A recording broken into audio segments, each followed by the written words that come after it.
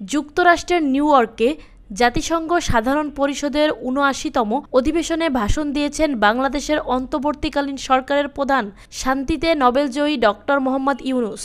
ছাত্র জনতার বিপ্লবে স্বৈরাচার শেখ হাসিনার সরকারের পতনের পর নতুন বাংলাদেশের সঙ্গে নতুনভাবে সম্পৃক্ত হতে বিশ্ববাসীর প্রতি আহ্বান জানান তিনি জনগণের মুক্তি ও গণতান্ত্রিক আকাঙ্ক্ষাকে বাস্তবে রূপ দিতে বিশ্ব সম্প্রদায়ের সমর্থন কামনা করেছেন। জাতিসংঘ সাধারণ পরিষদে বক্তৃতায় তিনি বলেন, বাংলাদেশে যে যুগান্তকারী পরিবর্তন সংগঠিত হয়েছে তার প্রেক্ষিতেই আজ আমি বিশ্ব সম্প্রদায়ের এই মহান সংসদে উপস্থিত হতে পেরেছি। আমাদের গণমানুষের, বিশেষ করে তরুণ সমাজের অফুরন্ত শক্তি আমাদের বিদ্যমান রাষ্ট্র কাঠামো ও প্রাতিষ্ঠানিক আয়োজনগুলো আমূল রূপান্তরের এক নতুন সম্ভাবনার দ্বার উন্মোচন করেছে। আমাদের ছাত্র ও যুব সমাজের আন্দোলন প্রথম দিকে মূলত ছিল বৈষম্য বিরোধী আন্দোলন, পর্যায়ক্রমে তা গণ আন্দোলনের রূপ নিয়েছে। এরপর সারা পৃথিবী অবাক বিস্ময়ে দেখেছে কিভাবে সমগ্র বাংলাদেশের মানুষ একনায়কতন্ত্র, নিপীড়ন, বৈষম্য, অবিচার ও দুর্নীতির বিরুদ্ধে রাজপথ ও সামাজিক যোগাযোগের মাধ্যমে দৃঢ়ভাবে রুখে দাঁড়িয়েছিল। আমাদের ছাত্র জনতা তাদের অদম্য সংকল্প ও প্রত্যয়ের মাধ্যমে একটি স্বৈরাচারী ও অগণতান্ত্রিক শাসন ব্যবস্থা থেকে আমাদের মুক্তি এনে দিয়েছে। তাদের এই সংকল্পের মধ্যেই আমাদের দেশের ভবিষ্যৎ নিহিত।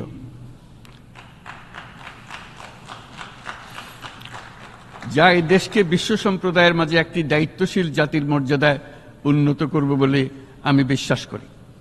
তিনি আরও বলেন, আমাদের একজন কৃষক বা শ্রমিকের সন্তানও যেন সমাজের সর্বোচ্চ শিখরে পৌঁছতে পারে, সেই লক্ষ্যে বিশালাকার অবকাঠামো নির্মাণের বদলে স্বাস্থ্য ও শিক্ষা খাতে বরাদ্দ বাড়ানোর উপর আমরা গুরুত্ব আরোপ করেছি। রাষ্ট্র ব্যবস্থার সর্বপর্যায়ে সুশাসন ফিরিয়ে আনাই আমাদের অভীষ্ট লক্ষ্য।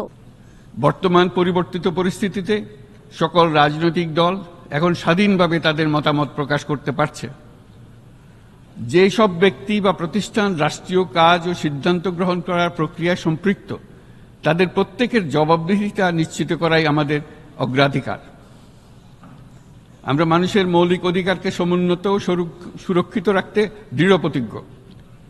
আমাদের দেশের মানুষ মুক্তভাবে কথা বলবে, ভয়ভীতি ছাড়া সমাবেশ করবে, তাদের পছন্দের ব্যক্তিকে ভোট দিয়ে নির্বাচিত করবে, এটাই জাতির আকাঙ্ক্ষা এবং এটাই আমাদের লক্ষ্য। বিচার বিভাগের স্বাধীনতা সংরক্ষণ ও সাইবার ডোমেইন সহ গণমাধ্যমের স্বাধীনতা সুসংহতকরণে আমরা প্রতিজ্ঞাবদ্ধ। আমাদের একজন কৃষক বা একজন শ্রমিকের সন্তানও যেন সমাজের সর্বোচ্চ শিখরে পৌঁছতে পারে, সেই লক্ষ্যে বিশালকার অবকাঠামো নির্মাণের বদলে স্বাস্থ্য ও শিক্ষা খাতে বরাদ্দ বৃদ্ধির আমরা গুরুত্ব আরোপ করছি।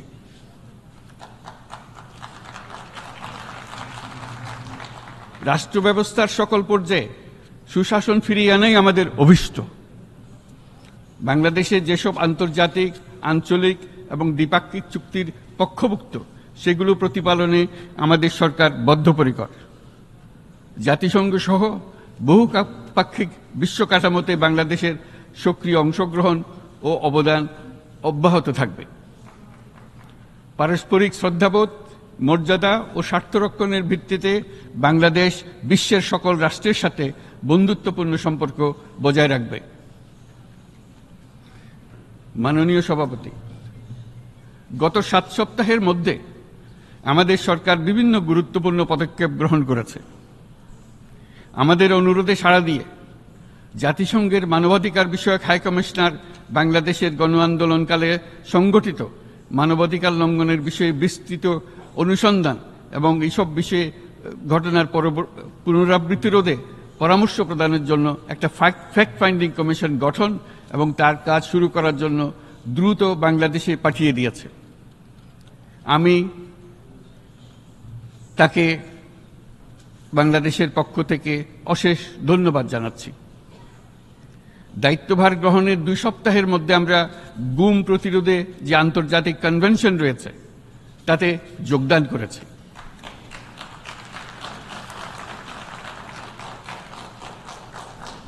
এর আশু বাস্তবায়নের জন্য প্রয়োজনীয় দেশীয় আইন ও বিধি প্রণয়নে আমরা এখন প্রক্রিয়া শুরু করেছি।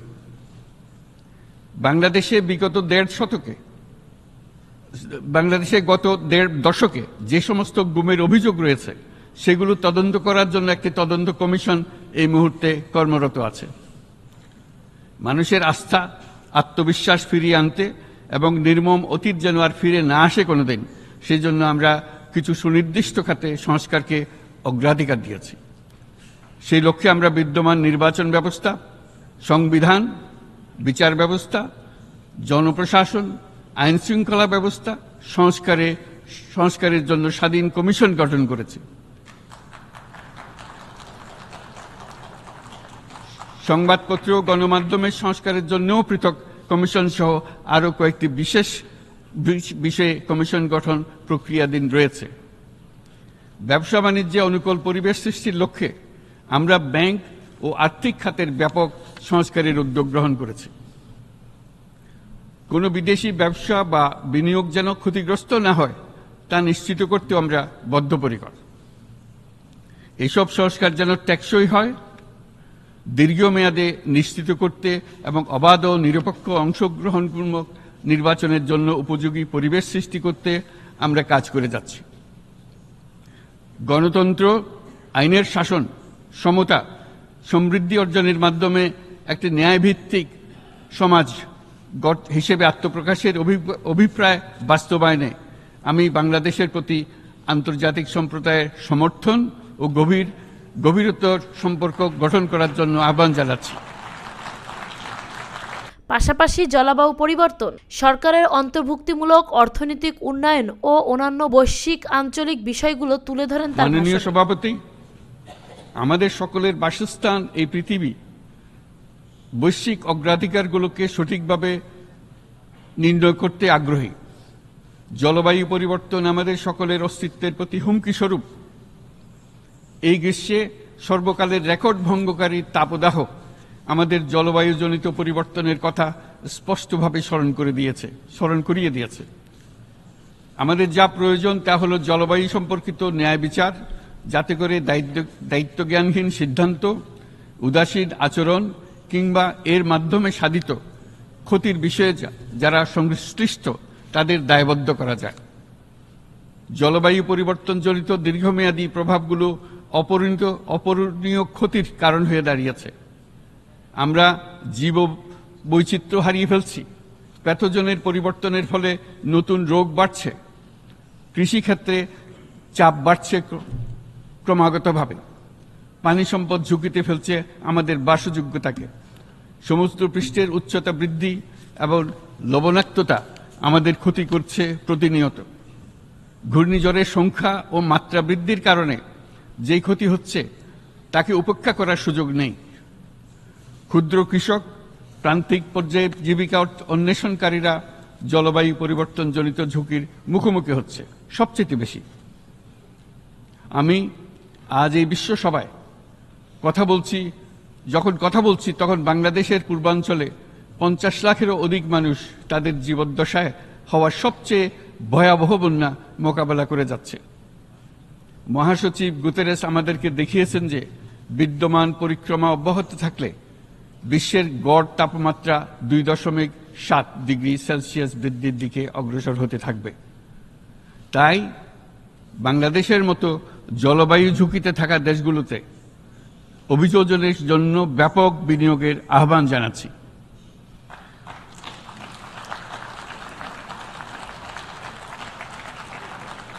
এছাড়াও উদ্ভাবনী শক্তির প্রয়োগ, অতিরিক্ত অর্থায়নের মাধ্যমে লস অ্যান্ড ড্যামেজ ফান্ডকে কার্যকর করা আমাদের জন্য অত্যন্ত গুরুত্বপূর্ণ।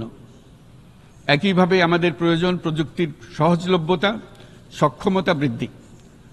নির্দিষ্ট করে বললে আমাদের দরকার জীবন রক্ষাকারী প্রযুক্তি, বিশেষত কৃষি, পানি এবং জনস্বাস্থ্য খাতে, যেখানে ক্ষুদ্র ক্ষুদ্র উদ্ভাবন এবং সমাধানসমূহ ঝুঁকিতে থাকা জনগোষ্ঠীকে রক্ষা করতে পারে।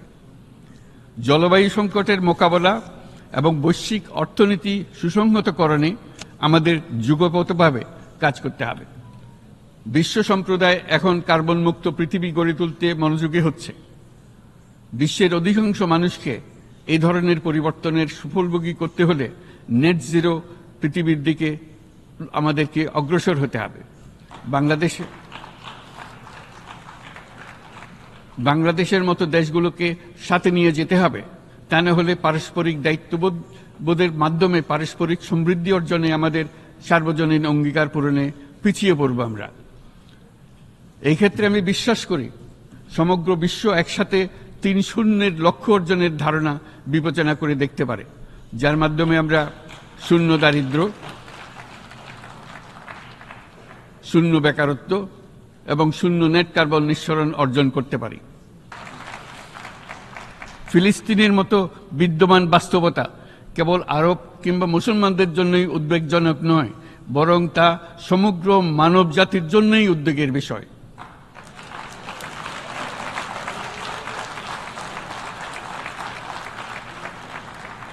একজন মানুষ হিসেবে প্রত্যেক ফিলিস্তিনির জীবন অমূল্য।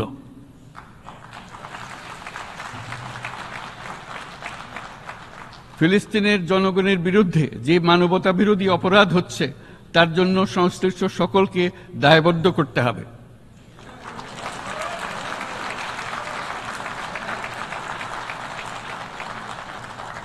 ফিলিস্তিনের জনগণের উপর চলমান নৃশংসতা, বিশেষত নারী এবং শিশুদের সাথে প্রতিনিয়ত যে নিষ্ঠুরতা বিশ্ব দেখাচ্ছে, তা থেকে নিস্তারের জন্য বাংলাদেশ অনতিবিলম্বে সম্পূর্ণ যুদ্ধবিরতির আহ্বান জানাচ্ছে।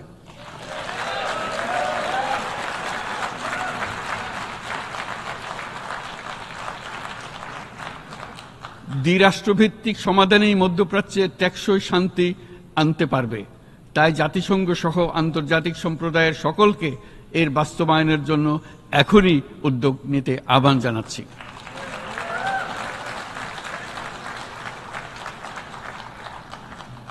গত ২.৫ বছর ধরে ইউক্রেনে চলমান যুদ্ধে বহু মানুষ প্রাণ হারিয়েছে। এই যুদ্ধের প্রভাব সর্বব্যাপী, এমনকি বাংলাদেশের অর্থনীতিতেও এর নেতিবাচক প্রভাব আমরা অনুভব করছি। আমরা তাই উভয় পক্ষকে সংলাপে বসে বিরোধ নিরসনের মাধ্যমে যুদ্ধের অবসান ঘটানোর আহ্বান জানাচ্ছি। মাননীয় সভাপতি, বাংলাদেশ গত ৭ বছর যাবৎ মায়ানমার হতে আগত ১২ লাখেরও বেশি রোহিঙ্গাদের মানবিক কারণে আশ্রয় দিয়ে আসছে। এর ফলে আমরা বিরাট সামাজিক, অর্থনৈতিক, পরিবেশগত ক্ষতির সম্মুখীন হচ্ছি। মায়ানমারের অভ্যন্তরীণ সমস্যা থেকে সৃষ্ট এই সংকট বাংলাদেশ ও আমাদের অঞ্চলের জন্য প্রথাগত ও অপ্রথাগত উভয় ধরনের নিরাপত্তা ঝুঁকির কারণ হয়ে দাঁড়িয়েছে। মায়ানমার থেকে বাংলাদেশে বলপূর্বক বাস্তুচ্যুত রোহিঙ্গাদের সহায়তা করতে আমরা অঙ্গীকারবদ্ধ। আমরা রোহিঙ্গাদের জন্য মানবিক সহায়তা কার্যক্রম চালু রাখা এবং তাদের টেকসই প্রত্যাবর্তন নিশ্চিত করার উদ্দেশ্যে আন্তর্জাতিক সম্প্রদায়ের পর্যাপ্ত সহায়তা অব্যাহত রাখার আহ্বান জানাচ্ছি। রোহিঙ্গাদের সাথে সংগঠিত হওয়া ব্যাপক ভিত্তিক মানবাধিকার লঙ্ঘনের জন্য আন্তর্জাতিক বিচার আদালত এবং আন্তর্জাতিক অপরাধ আদালতে চলমান বিচার প্রক্রিয়ার মাধ্যমে ন্যায় বিচার নিশ্চিত করাও সমানভাবে গুরুত্বপূর্ণ। রোহিঙ্গারা যাতে নিজ দেশে স্বাধীন এবং মর্যাদাপূর্ণ জীবনযাপন করতে পারে, সেই লক্ষ্যে অনুকূল পরিবেশ তৈরিতে জাতিসংঘ অন্যান্য আন্তর্জাতিক প্রতিষ্ঠানের ধারাবাহিক প্রচেষ্টার প্রশংসা দাবিদার। এই লক্ষ্যে রোহিঙ্গারা যাতে পর্যাপ্ত নিরাপত্তা ও অধিকার নিশ্চিত করে তাদের নিজ ভূমি রাখাইনে ফিরে যেতে পারে, তার পথ সুগম করা অত্যন্ত দরকার। মায়ানমারে প্রতিনিয়ত পরিবর্তনশীল অবস্থা বিবেচনা রেখে বাংলাদেশ আন্তর্জাতিক সম্প্রদায়ের সাথে একযোগে রোহিঙ্গাদের নিজ দেশে মর্যাদাপূর্ণ টেকসই প্রত্যাবর্তনের জন্য পরিবেশ সৃষ্টিতে কাজ করতে প্রস্তুত।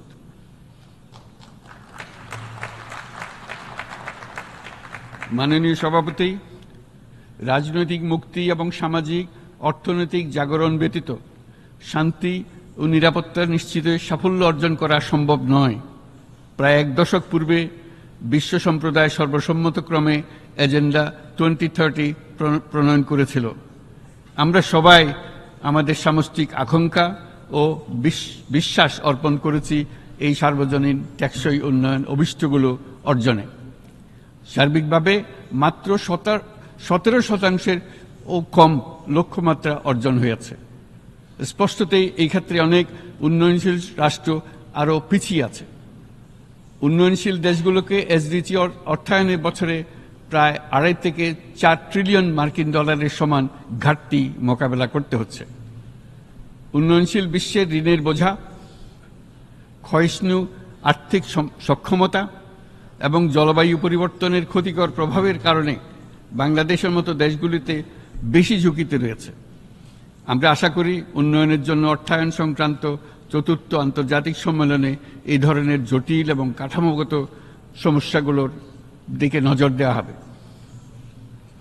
বহুপাক্ষিক আর্থিক প্রতিষ্ঠানগুলোকে এমন অভিন্ন লক্ষ্যে নিয়ে যাওয়ার কাজ করতে হবে যাতে সকল রাষ্ট্র সমানভাবে সম্পদ ও সুযোগের ব্যবহার করতে পারে।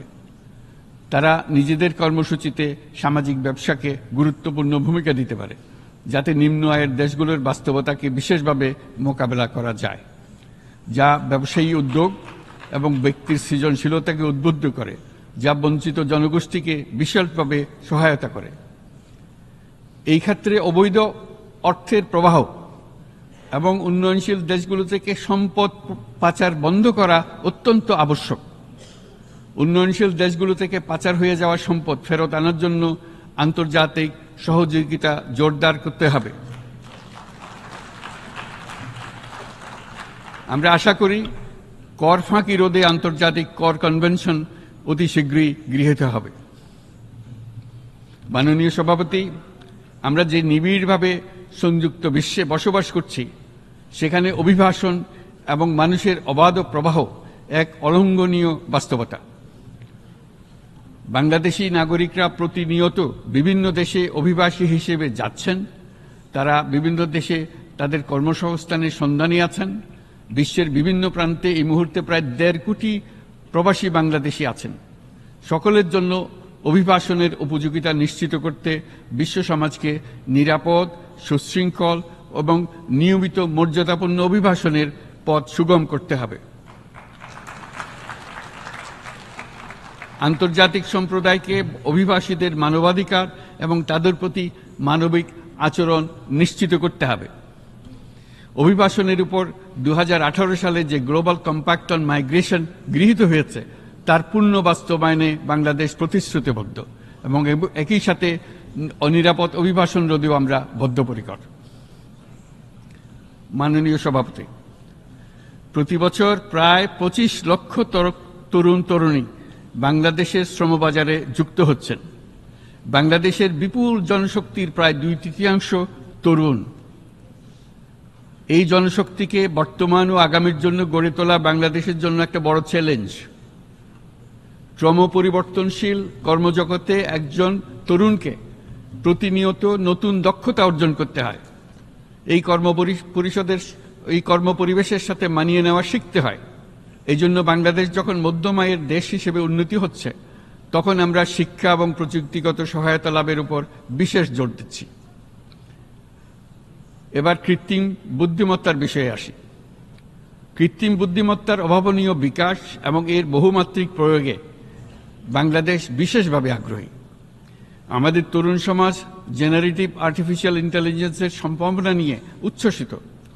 একজন বিশ্ব নাগরিক হিসেবে তারাও চায় নতুন পৃথিবীতে নিয়োজিত হতে, কর্মক্ষম হিসেবে নিজেকে গড়ে তুলতে।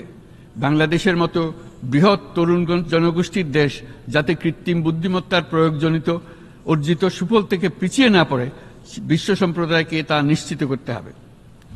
একই সঙ্গে নিশ্চিত করতে হবে যেন কৃত্রিম বুদ্ধিমত্তার কারণে কর্মক্ষেত্রে মানুষের চাহিদা ক্রমাগতভাবে সংকুচিত হয়ে না যায়। এই প্রসঙ্গে আমি উল্লেখ করি যে আমরা ভিন্ন একটা ইন্টেলিজেন্স, অটোনোমাস ইন্টেলিজেন্স, অর্থাৎ যে কৃত্রিম বুদ্ধিমত্তা নিজেই নিজের কৃত্রিম বুদ্ধিমত্তাকে সম্প্রসারিত করতে পারে মানুষের কোনো হস্তক্ষেপ ছাড়াই, তার ব্যাপারে আমরা বৈজ্ঞানিকদের দৃষ্টি আকর্ষণ করতে চাই। তারা যেন এই ক্ষেত্রে অগ্রসর হওয়ার আগে মানুষের উপরে প্রভাব সম্বন্ধে নিশ্চিত হয়ে অগ্রসর হন। আমাদের ধারণা, অটোনোমাস ইন্টেলিজেন্স মানুষের অস্তিত্বকে বিপন্ন করে তুলতে পারে। কাজে এই ব্যাপারে আমাদের সম্পূর্ণ সজাগ থাকতে হবে। মাননীয় সভাপতি, আমাদের আসলে দরকার নতুন ধরনের সহযোগিতা কাঠামো, যেখানে বৈশ্বিক ব্যবসা ও জ্ঞানের অধিকারী গোষ্ঠী মানুষের চাহিদাগুলোকে যথাযথভাবে অনুধাবন করবে। আন্তর্জাতিক সহযোগিতার মাধ্যমে উন্নয়নশীল দেশগুলোর জন্য এমন একটি রূপান্তরকারী ব্যবস্থা তৈরি করতে হবে যা কর্মসংস্থান, আর্থসামাজিক প্রতিকূলতা বা জীবিকার জন্য যুৎসয় সমাধান নিশ্চিত করবে। মাননীয় সভাপতি, আমাদের প্রচেষ্টা, সক্ষমতা এবং সম্পদ একত্রীকরণের মাধ্যমে সকলের সামর্থ্য, উদ্ভাবনী শক্তি এবং সমৃদ্ধিকে কাজে লাগাতে হবে।